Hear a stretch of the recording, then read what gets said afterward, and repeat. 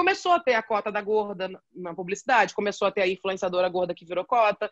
Eu mesma fui e sou cota muitas vezes em muitas campanhas, eu sei disso. Mas a gente foi chegando nesse lugar. Minha barriga hoje, ela tem essa dobra, Meu tá vendo? Deus. Ela tem uma dobra por causa da faixa, e tudo esse meu aqui é fibrose. Eu tenho fibroses pelo corpo da lipo. Porque como ele apertou muito, eu tenho pedaços de tecido conjuntivo que ficaram. Eu fiquei com a Kardashian, fiquei igualzinho a Kardashian. Só que isso na minha cabeça não bateu direito, né? E aí é a história da minha tentativa de suicídio, que eu falo, no meu livro eu falo que eu me matei. E a minha primeira vez foi um estupro. Então isso é uma coisa que eu não falei. Eu falei na internet agora, mas eu não falava isso antes, porque principalmente depois que eu me descobri sapatão e falei isso na internet, muitas pessoas acham que então é por isso que você é lésbica, você se decepcionou com os homens, que você sofreu um estupro. Eu falei, cara, vou me permitir. Comecei a entrar em aplicativo para mulher também, só que nada.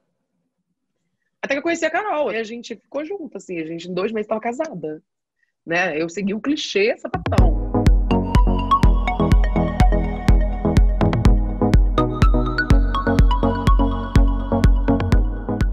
Olá, eu sou Luísa Souto, repórter de Universa, hoje sendo recebida virtualmente pela ativista, fundadora do movimento Corpo Livre e criadora da página no Instagram Alexandrismos, a jornalista Alexandra Gurgel, nossa musa do verão. Tudo bem, Alexandra? Tudo bom, e você, meu amor? Fico feliz de estar aqui. E com esses títulos ainda, que é isso, gente, é uma honra. Ainda mais uma menina gorda, né? Uma menina que cresceu gorda, hoje ser musa do verão, sabe? Que nem a música do Felipe Dilon, isso é bom demais, gente. Né? Eu sempre lembro da música dele. Eu também. Xanda, a gente tem visto ultimamente mulheres de corpos diversos, como a gente viu, por exemplo, a Preta Gil na capa da Vogue. Não sei se você viu, a Vogue italiana colocou agora 4 modelos plus size, né, na capa, entre elas a Ashley Graham. Você é a nossa musa do verão aqui de Universa. Queria que você falasse um pouco sobre isso, assim, como é ver mais essa diversidade hoje, né, nos espaços. Olha, vou te falar, é muito doido. Quando eu comecei, tem 5 anos, né? Vou fazer 5 anos, 22 de dezembro de 2015 foi quando eu comecei. E então eu estou completando 5 anos.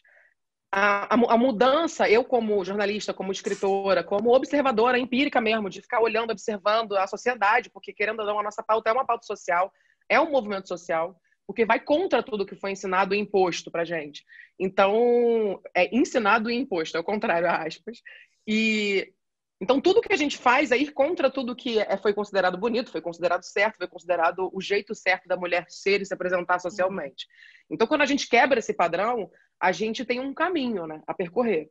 Esses 5 anos, a visão que eu tenho quando eu olho para trás é que, e é engraçado, porque eu acabei de fazer 1 milhão de seguidores no Instagram, e é muito louco eu estar vivendo uma coisa que eu esperei tanto tempo e isso já aconteceu. Mas deixa eu te explicar por quê. Porque ninguém falava sobre esse assunto. Esse assunto não era um assunto discutido no Brasil. Eu literalmente fui a primeira pessoa a falar de gordofobia, botando a cara, sabe? De falar de body positive, que hoje eu nem falo mais body positive, eu falo corpo livre.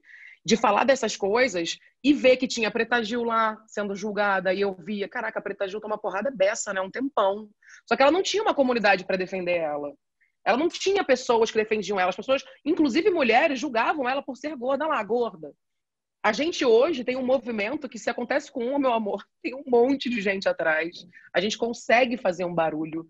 E não é fazer um barulho, a gente consegue fazer com que a sociedade comece a abrir os olhos e se tocar e mudar. Hoje a gente está vendo que tem muita gente interessada. E a gente tem que sempre que falar para a marca, olha, daqui a tantos anos isso vai ser tendência.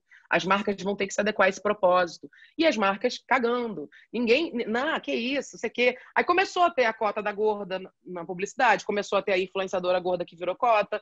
Eu mesma fui e sou cota muitas vezes em muitas campanhas, eu sei disso.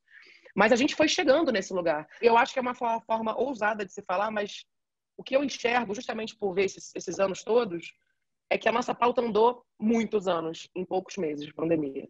Porque a gente não tem só toda a sociedade do mundo vivendo a mesma coisa. A gente tem famosas, dentro dessa sociedade tem famosas, pessoas grandes, pessoas com grande alcance, que começaram a falar das suas cirurgias plásticas, começaram a falar, cara, eu descobri o que é pressão estética, começaram a fazer meme gordofóbico e depois entender que estava errado porque foi criticada. Então a gente teve uma educação de gente grande que está começando a falar da pauta. E que não é só mais a Preta Gil, tem outras. Hoje, é o que eu vejo, a gente na capa da Vogue, o Corpo Livre é a capa da Vogue, tá ligado? Sim. Hoje o meu crédito é um movimento que eu criei, sabe? As pessoas falam que eu traduzi o body positive para o Brasil. Não. Eu até falo isso no meu livro, eu falo de body positive no meu livro, mas em 2018 para 2019, logo depois que eu lancei o livro, a hashtag Corpo Livre já existia. E eu decidi criar o Instagram depois do Fantástico, porque eu falei, cara, é uma oportunidade das pessoas conhecerem a gente. Porque a hashtag, ela querendo ou não tem um local, né? É todo mundo. Vou fazer o Instagram. E a gente pegou muito seguidor, a gente está com 350 mil seguidores em 11 meses, assim.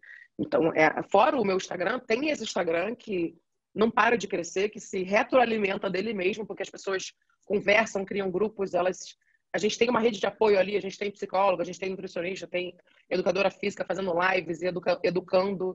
Então, virou uma coisa que as pessoas conseguem entender no movimento Corpo Livre, que a gente não está falando sobre ego, a gente não está falando sobre ai, porque eu sou bonita e você é feia. Não é sobre competição, é sobre saúde mental, emocional, física, e que vai além do que a gente foi ensinado, que tem que ser aquele corpo específico, né? Você leu o livro da Naomi 2015, ou seja, foi uma longa caminhada até você conseguir, né, fechar esse discurso, assim, chegar nessa conclusão. Você, por exemplo, com 9 anos já estava tomando remédio para emagrecer, com 13 anos, imagina, estava tomando laxante. Isso hoje para gente, nossa, como uma criança. Minha mãe me levou ao médico quando eu tinha 9 anos de idade para um endocrinologista, porque foi quando a minha irmã já tinha nascido, começou a crescer, e eu comecei a andar com outros amiguinhos e começou a perceber que eu era mais gorda de todo mundo e que eu tinha um problema, afinal de contas. Então, eu comecei a fazer dieta desde 9 anos de idade. E eu digo, até no TEDx que eu fiz, no livro, que é como se fosse o começo do fim para mim, sabe? Foi quando eu comecei a odiar quem eu sou, sabe? Com 9 anos de idade. Isso é uma coisa muito ruim, né? Porque a última lembrança que eu tenho de eu gostar de mim, eu não lembro. Eu não lembro. A gente tem que ver os vídeos. Eu vi vídeos meus do passado e eu vi que eu era uma criança feliz, sabe? E eu parei de sorrir, eu só queria ser perfeita para começar a minha vida. E eu fiquei dos 9 aos 26 anos vivendo isso. E fazendo dietas malucas, tomando laxante como se fosse balinha, sabe? E eu com 12, 13 anos de idade. Fiz todas as dietas que você possa imaginar, até vigilante do peso, essas coisas todas. Sempre uma pressão para ser pesando o meu corpo, me medindo. E até que comecei a tomar remédio para emagrecer, adolescente ainda. E, cara, foi desencadeando só eu até falo que é uma bola de neve de merda, sabe? Tá ligado? Porque assim, é só juntando e foi ficando só horrível. E aí eu desenvolvi tendências depressivas, eu me tornei uma pessoa depressiva, né? Porque a minha vida era só isso, e a minha vida era ler livros, por isso que eu lia muito, por isso que eu ficava lendo livro, matava a aula, ou ia pra aula, mas depois eu ia pra casa lendo livro, e não comia para poder passar a tarde inteira deitada, porque eu não tinha força. Porque eu ficava, às vezes, sem comer, fazia no food, low food, né? Que é nenhuma comida ou pouca comida. E aí depois eu tinha crise de compulsão. Então, assim, é um ciclo vicioso. Eu fazia dieta e tinha crise de compulsão e fazia dieta de novo. E aí, assim, eu emagreci e engordava a minha vida inteira. Mas a minha adolescência foi isso, assim. E foi crescendo com essa insatisfação e aí tendências suicidas também, que eu comecei a desenvolver, porque eu não tinha mais vontade de estar viva, porque ninguém gostava de mim, ninguém se interessava por mim, quando todo mundo estava tendo uma vida amorosa no colégio. Eu era sempre julgada por causa do meu corpo, o tamanho do meu peito, que era pequeno para o tamanho do meu corpo, por isso que eu tenho silicone hoje em dia, né? Que eu vou tirar. Mas, então, eu tenho 1,75 m, então eu sou uma mulher muito grande desde 12 anos de idade, eu tenho essa altura. Então, eu era grandona, sem peito, sem bunda, quadrada, eu parecia um homem para as pessoas. E eu cresci ouvindo que eu era um homem. Então, eu queria me tornar uma mulher, sabe? E aí, quando eu tinha 18 anos, eu fiz uma super dieta para ter um namorado pela primeira vez. Eu emagreci 20 quilos tomando leite, assim. Eu tomava leite. Acho que é por isso que eu sou alérgica hoje. Eu só tomava leite. Emagreci muito. Quando eu comecei a namorar com ele, engordei tudo de novo. E aí, o fim desse namoro me trouxe uma vontade de morrer e tal, porque é a única pessoa que tinha me amado, né? Então, eu tava tão vulnerável, eu me odiava tanto que eu entrei num relacionamento abusivo, que foi horrível, sabe? Eu falo sobre isso, né? Sobre como a nossa autoestima baixa, ela deixa a gente vulnerável pra gente entrar em relacionamentos ruins e que acabam mais ainda com a gente. A gente Sim. não sabe nem sair dele. Então, pra mim, foi muito difícil, mas consegui sair. E aí, minha mãe me deu, e, tipo assim, na maior da boa vontade dela, uma lipo. Ela me deu uma lipoescultura e o silicone, que eu queria o silicone. 2 anos depois, quando eu tinha 23 anos. E, cara, eu tenho 31 hoje, né? E tudo que eu queria era fazer aquela lipo depois, né? Que o médico falou. Uhum. Quando eu fui no médico, a primeira coisa que ele falou pra mim foi: seu nariz é torto, você devia fazer o nariz junto. Eu falei: nossa, ninguém nunca falou do meu Nossa. nariz assim. Desde então, o meu nariz é torto pra mim. E eu realmente acho ele torto. Eu não achava. Mas dane-se, né? Meu nariz é torto, eu tô Uhum. vivendo com ele torto. Mas o médico, a primeira coisa que ele falou: nossa, seu nariz é torto, vamos consertar o nariz também? Eu falei: tudo bom? Boa tarde.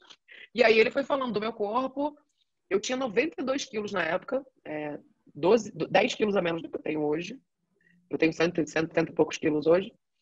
E ele tirou 9 litros de gordura do meu corpo, na lipo. Isso porque quando eu estava deitada na maca pelada, isso foi lá no Rio de Janeiro, eu lembro que não pegou a anestesia hack. E aí ele falou assim, eu tava pelada, ele falou assim, ó, vai ter que ser geral, beleza? E eu tava, Ó. beleza. Ele falou, ó, deixa eu falar uma coisa. A sua mãe falou que não, mas vamos botar a gordura da barriga na bunda? Eu, aham. Eu tava já, ó, eu tava totalmente vulnerável, mano. Eu, aham. E eu topei.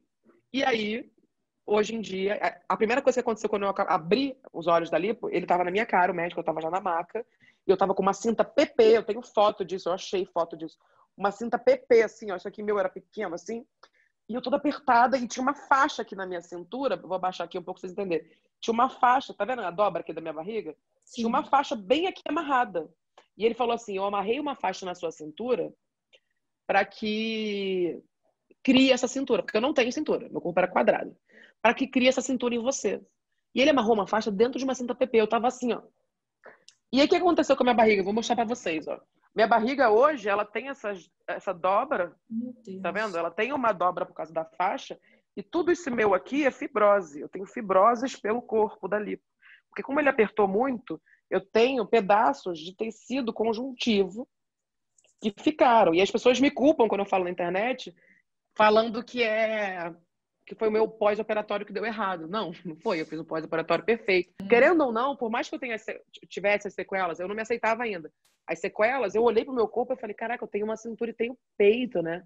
E como ele botou gordura da barriga no quadril, que foi esses 2 litros a mais que ele tirou do permitido, porque ele tirou 9, o permitido pelo Anvisa 7, eu fiquei com eu fiquei com a Kardashian, fiquei igualzinho a Kardashian. Só que isso na minha cabeça não bateu direito, né? E aí é a história da minha tentativa de suicídio, que eu falo, no meu livro eu falo que eu me matei, porque 3 meses depois eu me matei, né? Porque o que eu fiz eu não pude voltar atrás, entendeu? Me salvaram, porque eu me intoxiquei. E aí, e dormi. Então, me salvaram disso e eu tava com o corpo perfeito. Eu tinha acabado de ficar perfeita. Eu tava uma Kardashian, as pessoas me queriam, as pessoas me desejavam. E aí, qual foi a pira da pisciana com ascendente em peixes e que buscou a vida inteira ter uma coisa? Que quando eu cheguei lá, não tem lá. Primeiro que eu comecei a ver mais defeito no meu corpo, porque ele não estava magro o suficiente, porque tinha gordura em outros lugares. Eu tenho que fazer outra lipo. E aí eu comecei a engordar inconscientemente. Eu comecei a engordar, eu acho que até como forma de proteção, assim, inconscientemente. É que eu trabalho na terapia, sabe? E aí a minha mãe, a gente teve uma briga, onde a minha mãe falou: você já tá engordando depois da lipo, e aí, enfim.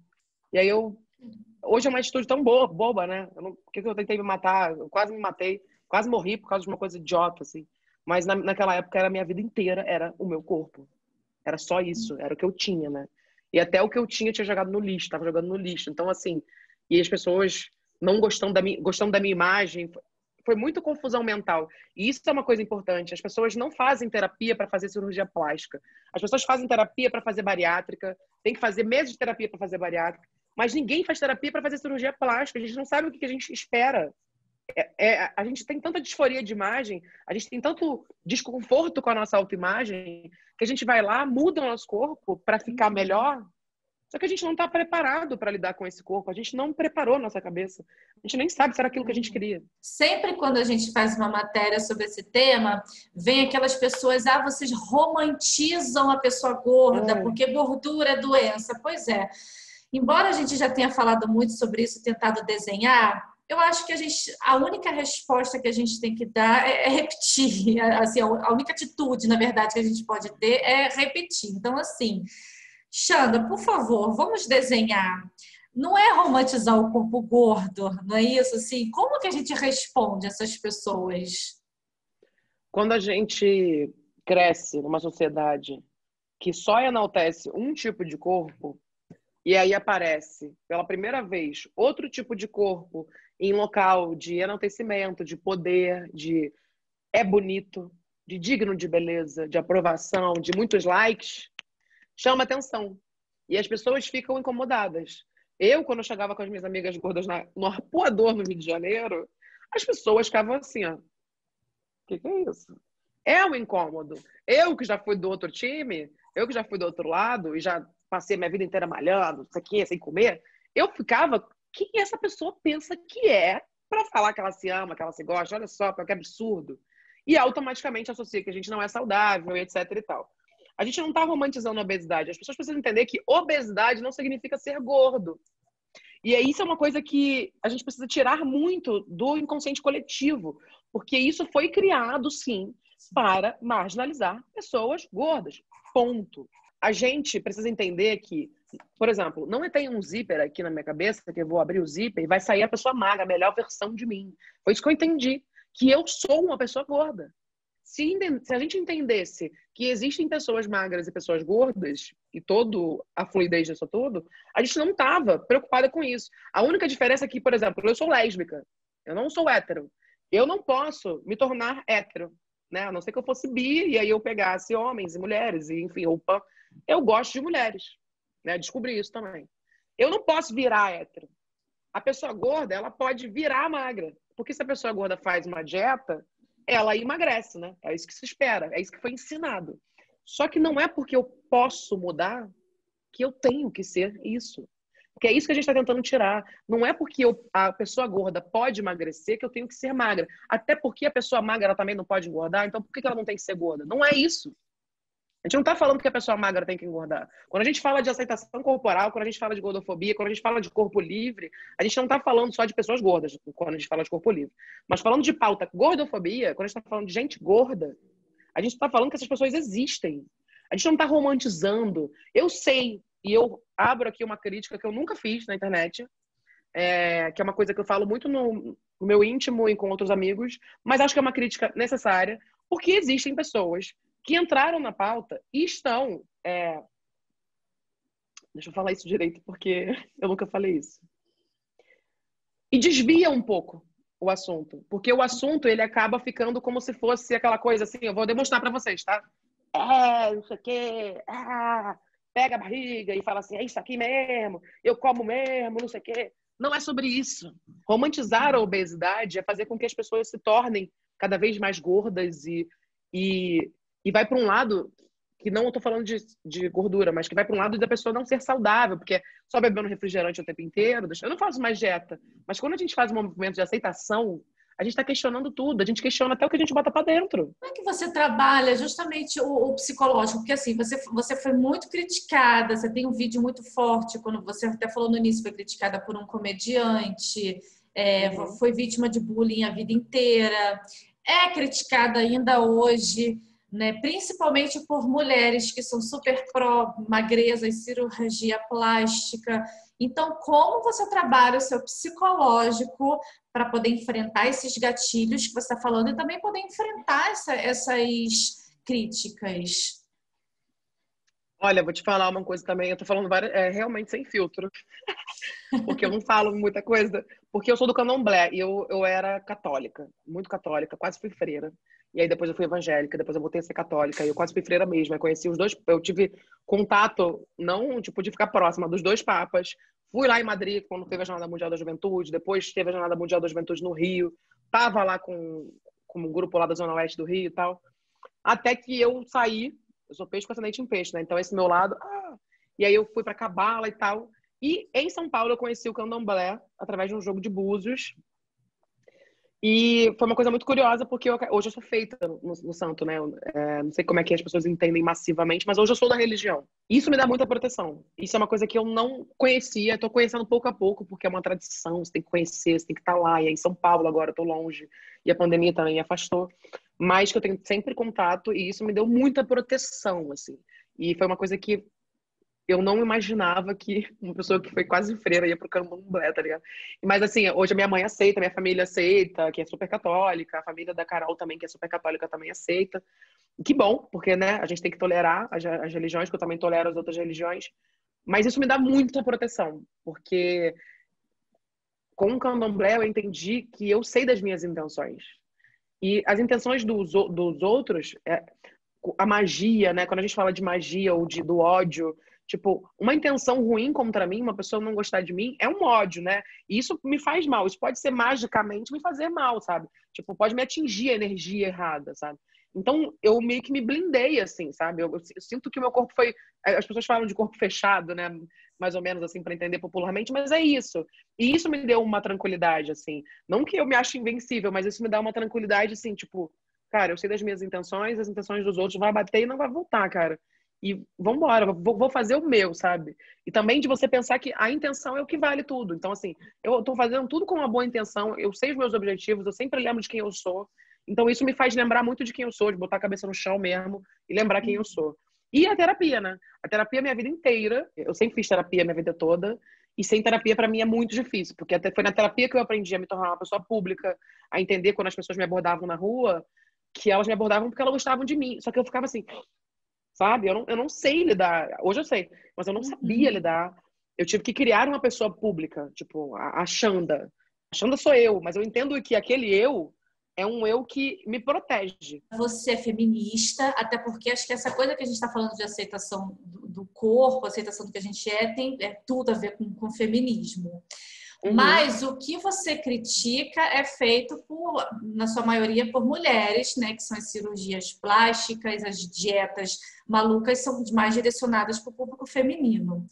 Como é para uma feminista desaprovar o que outras mulheres fazem? Elas também te atacam, elas também te procuram para conversar? Como fica aí a sororidade nesse meio do caminho? Então, na verdade, uma coisa que me afasta muito do feminismo e que eu não tenho vergonha de falar que eu sou feminista, mas eu tenho receio de falar a palavra feminista hoje em dia, porque dentro do feminismo a pauta do corpo ela não é abordada. A pauta do corpo ela não existe. Tanto que existe corpo livre e feminismo. As pessoas não pegaram, as pessoas não pegam a pauta. E muito porque também não entendem o que eu estou fazendo. Eu nunca estou criticando alguém, eu estou criticando o sistema. Se eu falei, por exemplo, do nariz da Stephanie Matos, que ela fez a operação, que o nariz dela abriu, vocês viram o caso, eu estou falando para mostrar para as pessoas que uma menina com 8 milhões de seguidores fez essa cirurgia, que ela passou por 3 cirurgias no nariz, que ela está com o nariz aberto, que ela passou por vários problemas e que, olha só, e ela fez um vídeo para falar disso. Eu estou noticiando coisas que ninguém noticia do jeito certo. Porque assim, esses vídeos que batem 700, 800, 1 milhão de views, são os vídeos que fazem as pessoas entenderem o problema, a problemática da cirurgia plástica. Porque ninguém também está falando para não fazer cirurgia plástica. É só para você ter atenção. Mas óbvio que eu me considero feminista, mas o que é feminismo hoje em dia, sabe? Existe o feminismo radical também, que é um feminismo que exclui demais, sabe? Que é muito excludente. Por muitas dessas feministas radicais eu sou vista como liberal, por muitas liberais eu sou vista como radical, porque na pauta do corpo eu sou radical demais. Então eu não me sinto parte do feminismo quando se diz respeito a corpo. E lésbica. Você já deixou de transar ou se agarrou a alguém justamente pelo seu corpo? No caso, deixou de transar porque estava com vergonha? Ou quando estava com uma pessoa, não, deixa eu ficar com essa pessoa porque pelo menos ele está me aceitando. Já aconteceu isso com você? Então, eu tive meu primeiro namorado com 18 anos, depois dele eu só fui transar de novo com 26, 27. Então, eu tive mãozinhas, coisinhas, muito pouco, e vários caras que eu achei que eram meus namorados, e nunca foram, depois que eu apareci no Fantástico, se tornaram meus ex-namorados, é engraçado isso. A vida dá voltas. Mas Eu fiquei muito tempo, eu me tornei casta, sabe? Eu me castrei mesmo, literalmente, assim. Porque ainda tinha a questão da religião, né, do cristianismo, que eu queria ser freira, então eu não me permitia por isso. E para mim era meio que um lugar seguro, porque eu acredito até que eu quis ser freira, que eu quis isso, até para ninguém me querer mesmo, já que ninguém me queria mesmo, sabe? Tanto que eu falava que eu achava que a castidade era o mais fácil de seguir, que ninguém ia querer nada comigo mesmo e tal, lá, lá, lá. E eu fui uma pessoa que eu levei muito tempo para me masturbar pela primeira vez, sabe? Eu não tive uma educação sexual, como muitas das minhas amigas também não tiveram, sabe? Para tocar o meu corpo, para me conectar com o meu corpo. Eu levei muitos anos, foi com 23, 24 anos. Então, para mim era isso. Eu preferi me castrar. Então, quando eu tive esse meu primeiro namorado de 18 anos, foi isso, tipo, eu entrei em um relacionamento abusivo e foi muito isso, pelo menos ele me quer, ele me ama, e é isso aí, que bom que alguém me ama.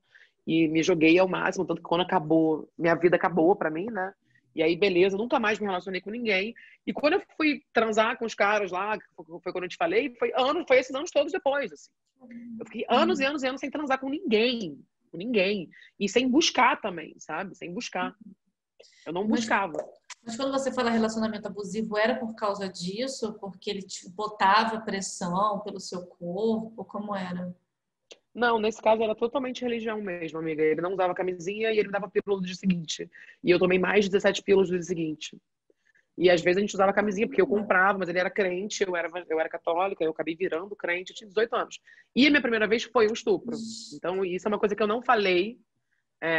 Eu falei na internet agora, mas eu não falava isso antes, porque principalmente depois que eu me descobri sapatão e falei isso na internet, muitas pessoas acham que, então é por isso que você é lésbica, você se decepcionou com os homens, que você sofreu um estupro. E eu não queria falar isso. Enfim. E então foi por esse lado mesmo o abuso, sabe? Não foi pela minha imagem, não. Ele falava uma coisa ou outra, mas era mais pra esse lado, assim. Eu me tornei. O meu ginecologista na época, ele falou que eu não fiquei estéril por milagre, porque eu tomei muita pílula no dia seguinte. Tinha final de semana que eu tomava 3, e eu era uma garota ignorante mesmo, gente. Assim, tinha 18 anos, eu era toda da religião, só morei no quartel a vida inteira, então, sabe, não tinha o que a gente tem hoje de internet, com todas essas divulgações, imagens, sabe, movimentos, não tinha nada. Então, era só que minha família falava, meus amigos do colégio, sabe, e Sim. algumas coisas no Google, então era muito difícil. E o Orkut, na época era o Orkut, tanto que eu conheci ele pelo Orkut. Ô, Xanda, no meio de todo esse processo, né, de aceitar o seu corpo, você também se descobriu lésbica. Era uma coisa que você já tinha percebido antes e tentou abafar? Como que foi? Todos os meus amigos meu rolê sempre foi LGBT, sabe? LGBTQI+, sempre. Eu sempre era a única hétero do meu rolê. Desde a época eu tinha 15 anos, eu ia para encontro de fotolog, de pixlog, porque eu sempre fui meio da internet. E era todo mundo LGBT, menos eu, assim. E aí as pessoas sempre falavam pra mim que eu era lésbica, que eu parecia lésbica, que não sei o que, sei lá. E eu afastava isso, sabe? As pessoas falavam isso, eu falava, não, claro que não, e tal. Só que justamente em 2018, que foi o ano que eu conheci a Caroline, foi o ano que eu comecei a questionar muito a minha sexualidade, porque eu fiquei anos e anos e anos sem me relacionar com ninguém, assim. Nem um beijinho na boca, nem sexo, anos. Muito por causa de religião e depois por não me aceitar. E aí, quando eu fiz o movimento de me aceitar, que foi 2015, né, começando 2016, o ano inteiro, em 2017 eu comecei o ano falando assim, eu vou transar, minha filha, eu vou transar esse ano, eu vou transar. E eu era hétero, né? E aí eu comecei a marcar com um monte de cara, não sei o quê, no Tinder, no Rio de Janeiro ainda, não sei o quê, lá. Aí, tava várias conversas, mas não marcava com todo mundo. Aí comecei a conversar com geral, tá, não sei o quê, lá. Comecei a marcar um date ou outro, transei de novo. E a primeira vez que eu transei, eu falei, caraca, não me apaixonei pelo cara. Só senti prazer e pronto.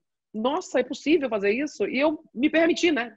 Eu me permiti gozar, me permiti me sentir prazer. Eu me permiti ser, sabe, gostosa, tá ligado? Eu me permiti ser meio piranha. Porque a gente se vê meio piranha, né? Nossa, eu vou transar com alguém que eu conheci, isso aqui. Sim. É isso. E eu me permiti viver tudo que eu nunca vivia na adolescência ou na época que, teoricamente, todo mundo tava vivendo. E isso foi muito bom pra mim. Aí eu comecei a conhecer outros caras e tal, só que eu não gostava deles. Tipo assim, eu gostava do poder, eu gostava de flertar. E eu comecei a ver que eu era boa em flertar. Eu já tenho até vídeo falando que eu não sei flertar. Meu amor, comecei a flertar com os caras. Eu gostava do poder que eu tava tendo. eu gostava de entender que eu era poderosa. Foi meio que uma reparação, assim, pra mim, sabe? De eu falar assim, caraca, esse cara tá apaixonado por mim, eu não tô nem aí pra ele. Gente, eu fui muito embuste. Eu fui um embuste, assim. E foi muito bom, cara. Desculpa, foi muito bom ser um embuste. Porque eu precisava disso, assim, falar assim, caraca, não quero nada com ele, sabe? E ao mesmo tempo, isso me fez questionar, porque eu não me apaixonava por nenhum cara. Nenhum. Eu não gostava dos caras. E aí eu comecei a pensar que eu era bi. Eu acho que eu sou bi. Comecei a olhar para as mulheres de outra forma, porque eu nunca tinha me permitido. Justamente por eu achar que, já conheço todo mundo e tal, do rolê, eu não sou não, sou hétero, infelizmente. Eu falei, cara, vou me permitir. Comecei a entrar em aplicativo para mulher também, só que nada. Até que eu conheci a Carol, assim. Meu irmão, detalhe, meu irmão se assumiu gay. Meu irmão com 16 anos, ele se assumiu gay em 2018, em setembro. Ele me ligou para falar que era gay e tal, e eu sabia, mas aí ele me contou, né? Foi muito legal. E em outubro eu conheci a Carol. E aí, eu que dei em cima dela, eu que fui falar com ela. Foi tudo, não foi nem aplicativo, foi o aniversário de um amigo nosso. E aí eu fui falar com ela, porque eu achei legal um negócio lá que ela tava fazendo e tal. Eu falei, era um negócio lá que tinha. Eu falei, de quem é isso aqui? É da Carol. Eu falei, quem é? Aí eu fui lá falar com ela. Onde é que você comprou isso aqui e tal, não sei o que. Ela falou, não, foi não sei aonde. Aí eu falei, que eu sou hétero, Ela, tá. E aí nunca mais a gente se falou, tá ligado? Só que aí, em São Paulo, festa cedo, né? Tava lá na festa ainda, não tinha mais falado com ela. Pessoal, vamos lá pra tua casa, Alexandra. Eu morava no Centrão, na Bela Vista ali, do lado da Câmara Municipal. Aí eu falei, beleza, vamos lá. E aí o pessoal foi lá pra casa e ela foi também, né? Ela tava junto no aniversário, ela foi. Cara, eu simplesmente comecei a dar em cima dela, assim, na frente de todos os meus amigos. E eu falando que ela é minha alma gêmea. E eu falei, o que tá acontecendo, sabe? E aí a gente ficou junto, assim, a gente em 2 meses tava casada, né? Eu segui o clichê sapatão. Super obrigada por todos os seus ensinamentos. Obrigada aí por esse tempo que você se dedicou aí também a gente. Conte sempre conosco para tudo. Obrigada, Luísa. Adorei.